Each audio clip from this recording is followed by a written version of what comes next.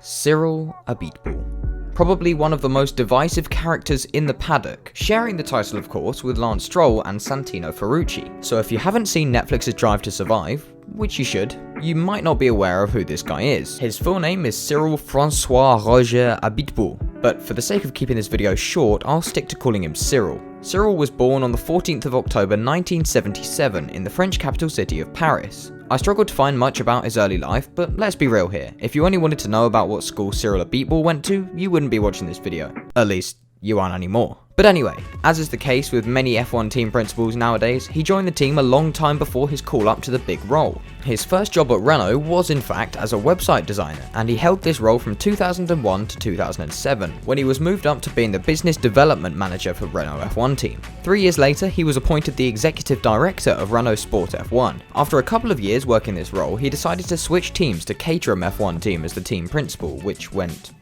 well. Following on from Caterham's collapse, Cyril proceeded to return to Renault, where he plays the role of both managing director and team principal. With the return of Alonso to Renault, well, actually Alpine, recently announced, I thought I'd do a little bit of digging around his future team principal. I mean, Cyril and Alonso can go one of two ways. The first is that, with the two toxic personalities roaming around like they own the place, Renault becomes a dictatorship and nobody dares to put a foot wrong. Or, with the two conflicting personalities, it'll only be a matter of time before one ends up in a courtroom for the attempted murder of the other. Personally, I think it'll be closer to the first one, but then again, Gunther Steiner has proved to us that shouting at things doesn't necessarily get you what you want. That having been said, with Renault just breaking their 9-year-long podium-free streak, all the signs are pointing in a positive direction for the team going into 2021 and even further than that. I mean, it's no secret that Renault got a new CEO earlier this year, one who's really trying to push the brand through the world of F1, and that guy's name is Luca Di Maio. If you want to see a video on him at some point in the future, then you know what to do, let me know in the comments. Anyway, getting back on topic, let's discuss whether or not Cyril Abiteboul is the right man for Renault, or is this a disaster in the making? Well, let's consider the first question first. As I've already mentioned, Renault's recent success can't be overlooked, and given their resources compared to a team like Mercedes, I think they're doing a pretty decent job. Again, as I've already mentioned, this success can't be all Cyril's doing, but then again, what is the extra backing gonna do if you let someone like Mattia Binotto run the team?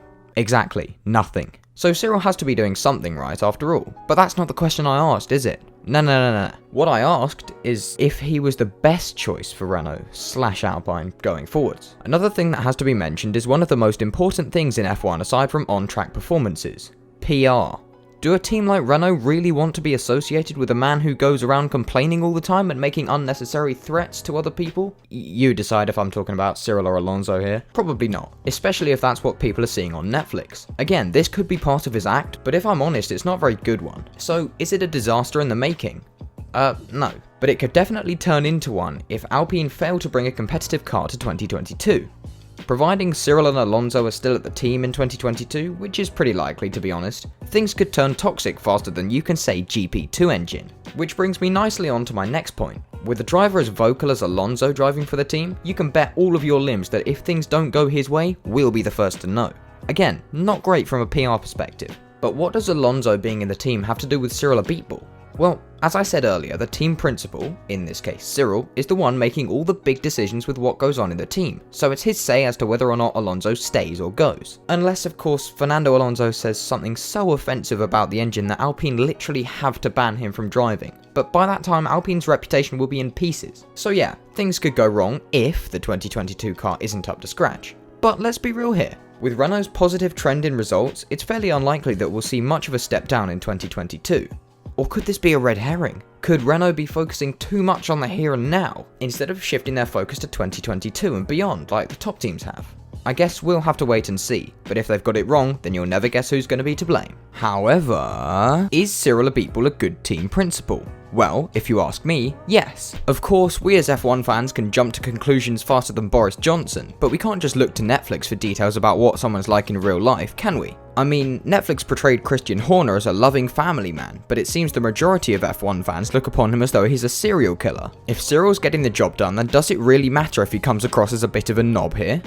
No, it's just as easy to make assumptions about Cyril's role within the team's recent success, as there have definitely been other things at play here, but Renault are doing perfectly well without these things in 2018. And that leads me nicely to my conclusion. Yes, Cyril may put himself out there as someone who does more harm than good for the team, but ultimately he's getting the job done and that's what counts. To bring a team with a budget the size of Renault's as high as it is in the standings so consistently speaks volumes about the personnel and drivers, and therefore Cyril Abiteboul. He may not be the best team principal ever, but he's definitely one of the best for Renault at the moment.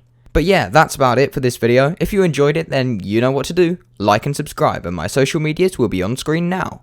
Thank you all very much for watching, and I'll see you all later.